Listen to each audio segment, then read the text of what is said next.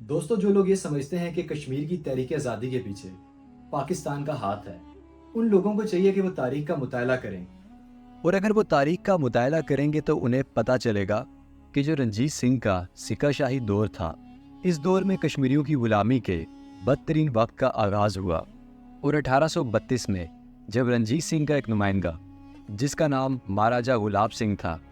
और इसका जम्मू के इलाके में कब्जा था, और 1832 में मंग और प्रंदरी के इलाके में महाराजा गुलाब सिंह के खिलाफ पहली बगावत का आगाज़ हुआ। और ये वो ज़माना था जब मिली खान और सब्ज़ अली खान, जिन्होंने अपने आप को कश्मीरी तहरीक आज़ादी के लिए कुर्बान कर दिया। और दोस्तों, ये वो वक्त था जब इनकी खालें उधेड़ कर एक दरख्त पर लटका दी गई थी। और दोस्तों, वो दरख्त आज भी मंग के इलाके में मौजूद है, जो कि आप जाकर देख सकते हैं। और दोस्तों, ये तो आप जानते हैं कि 16 मार्च 1846 को अंग्रेज़ों ने सिर्फ 75 लाख नानक शाही, जो कि इस दौर की करेंसी का नाम था, यानी 75 लाख नानक शाही के एवज अंग्रेज़ों ने कश्मीर को महाराजा गुलाब सिंह के हाथों बेच दिया था। और फिर सिर्फ जम्मू ही नहीं, बल्कि श्रीनगर में भी महाराजा गुलाब सिंह ने कब्जा कर लिया था। और फिर 1931 में जम्मू में कुरान पाक की तौहीन पर कश्मीरी मुसलमानों के एहतजाज का एक सिलसिला शुरू हुआ, जो कि जम्मू से निकलते हुए श्रीनगर तक जा पहुंचा। और फिर जो श्रीनगर की जामिया मस्जिद है, वहां पर एक धीर का नौजवान, जो कि एक पठान था और जिसका नाम अब्दुल कदीर था, उसने बुलंद आवाज में आज़ादी के नारे लगाना शुरू कर दिए, जिसके बाद उसको गिरफ्तार कर लिया गया। और इस पठान नौजवान का ताल्लुक कश्मीर से नहीं बल्कि दीर से था।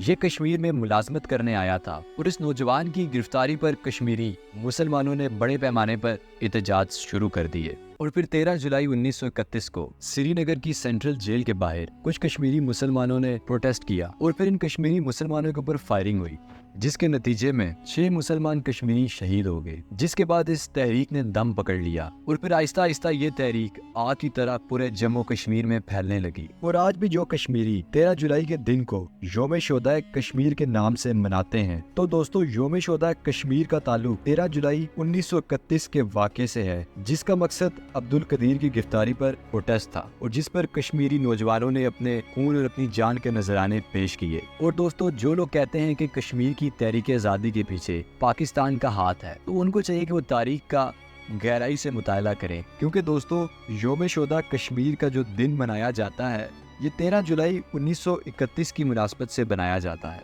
ना कि 14 अगस्त 1947 के बाद किसी वाक़े की मुनासबत से बनाया जाता है। और दोस्तों, ये वाक़या पाकिस्तान की आज़ादी से बहुत पहले पेश आया, तो हम कैसे कह सकते हैं कि कश्मीर की तहरीक आज़ादी के पीछे पाकिस्तान का हाथ है, क्योंकि कश्मीर की तहरीक आज़ादी की जदोजहद इस वाक़े के बाद शुरू हो चुकी थी, और लोगों ने फैसला कर लिया था कि हम कश्मीर को आज़ाद करा कर रहेंगे।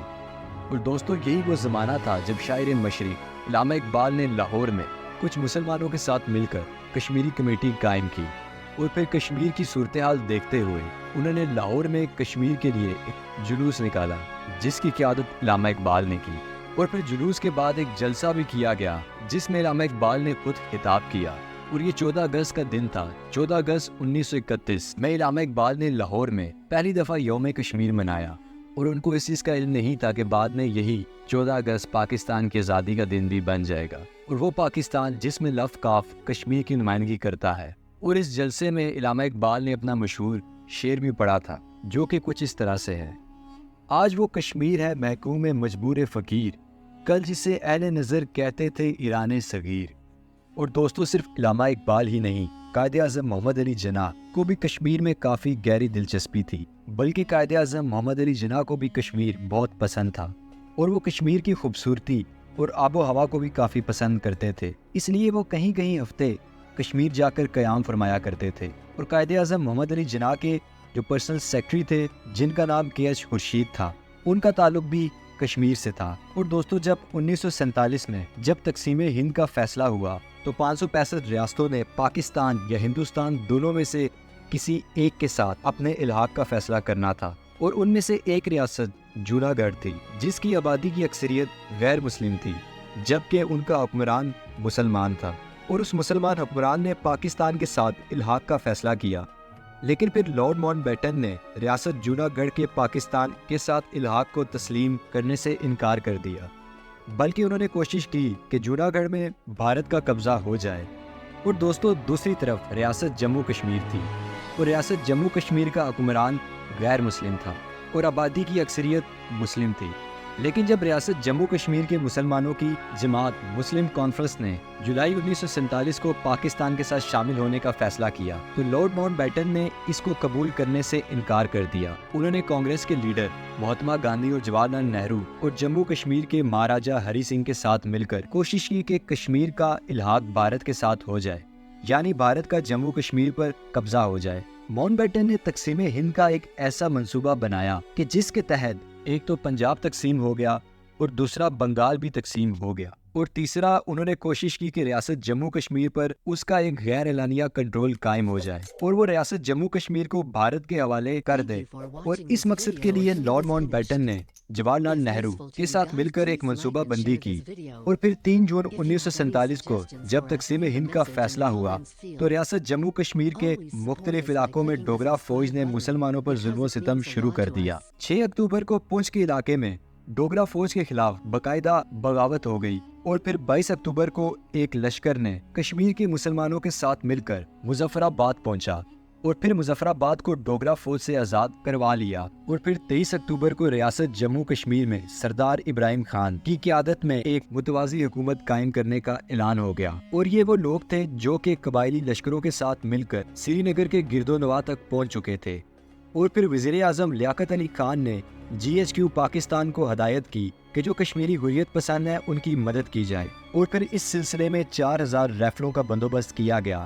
اور پھر جب یہ 4000 رائفلز پنجاب حکومت کے حوالے کی گئی تو پنجاب پولیس نے ان رائفلز کو دیسی بندوقوں سے بدل دیا، یعنی جو فوجی رائفلیں تھیں وہ پنجاب پولیس نے رکھ لی، اور ان کی جگہ جو لوکل میڈ یعنی دیسی بندوقیں تھیں ان سے ان فوجی رائفلوں کو ریپلیس کر دیا۔ اور پھر یہ رائفلز جو کہ اتنی اچھی نہیں تھی لیکن اس کے باوجود بھی جو کشمیری حریت پسند تھے انہوں نے قبائلی لشکر کے ساتھ مل کر میرپور سے لے کر مظفر آباد اور پھر کافی زیادہ علاقوں کو آزاد کر دیا، جس میں باغ، راولا کوٹ، مظفر آباد، میرپور، ٹائیں اور کافی علاقے شامل ہیں، اور آج یہی سب علاقے ہیں جو کہ ملا کر آزاد کشمیر بنتا ہے۔ پھر 27 اکتوبر 1947 کو بھارتی فوج نے سری نگر پر حملہ کر دیا، اور پھر یہ خبر جب قائد اعظم تک پہنچی تو انہوں نے پاکستانی فوج کا جو انگریز سربراہ تھا جس کا نام جنرل گریسی تھا اس کو یہ حکم دیا کہ وہ جموں پر حملہ کرے، لیکن جنرل گریسی نے قائد اعظم کو انکار کر دیا۔ اس نے قائد اعظم کو کہا کہ جموں کشمیر کے لوگوں نے بھارت کے ساتھ الحاق کا فیصلہ کر لیا ہے، لہٰذا اب قانونی طور پر ہم ریاست جموں کشمیر پر حملہ نہیں کر سکتے۔ لیکن دوستو تاریخی حقائق یہ بتاتے ہیں کہ جنرل گریسی کا یہ موقف غلط تھا اور اس نے قائد اعظم کے ساتھ جھوٹ بولا تھا، کیونکہ میں نے آپ کو پہلے بھی بتایا کہ لارڈ ماؤنٹ بیٹن جو تھا وہ نہرو اور گاندھی کے ساتھ ملا ہوا تھا، اور جس وقت جنرل گریسی نے قائد اعظم کو یہ بتایا کہ ریاست جموں کشمیر کے لوگوں نے بھارت کے ساتھ الحاق کا فیصلہ کر لیا ہے، اس وقت تک جو وہاں کا مہاراجہ تھا مہاراجہ ہری سنگھ، اس نے بھارت کے ساتھ الحاق کے کاغذات اس وقت تک دیکھے ہی نہیں تھے۔ اور دوستو تاریخ یہ بتاتی ہے کہ جس وقت بھارتی فوج نے کشمیر پر قبضہ کیا تو اس وقت تک مہاراجہ ہری سنگھ کشمیر پہنچا ہی نہیں تھا۔ تو دوستو کیا یہ ایک فراڈ تھا؟ دوستو کشمیر پر بہت سی کتابیں لکھی گئی ہیں، اگر ہم پاکستان کی تاریخ پڑھیں اور ہندوستان کی تاریخ پڑھیں تو ان دونوں کی تاریخ جو ہمیں کشمیر کے بارے میں بتائی جاتی ہے ان دونوں میں کافی اختلافات پائے جاتے ہیں۔ لیکن دوستو آج کا جو ٹاپک تھا کشمیر کا، میں نے بہت ہی گہرائی سے آپ لوگوں کو سمجھانے کی کوشش کی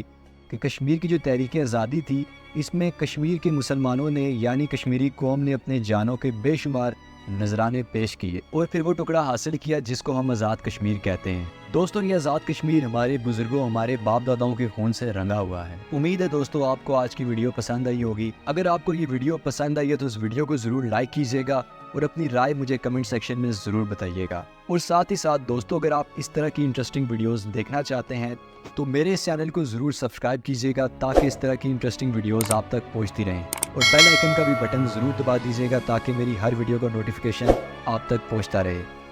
ملتے ہیں انشاءاللہ اپنی اگلی ویڈیو میں، تب تک کے لیے مجھے دیجیے گا اجازت۔ اللہ حافظ۔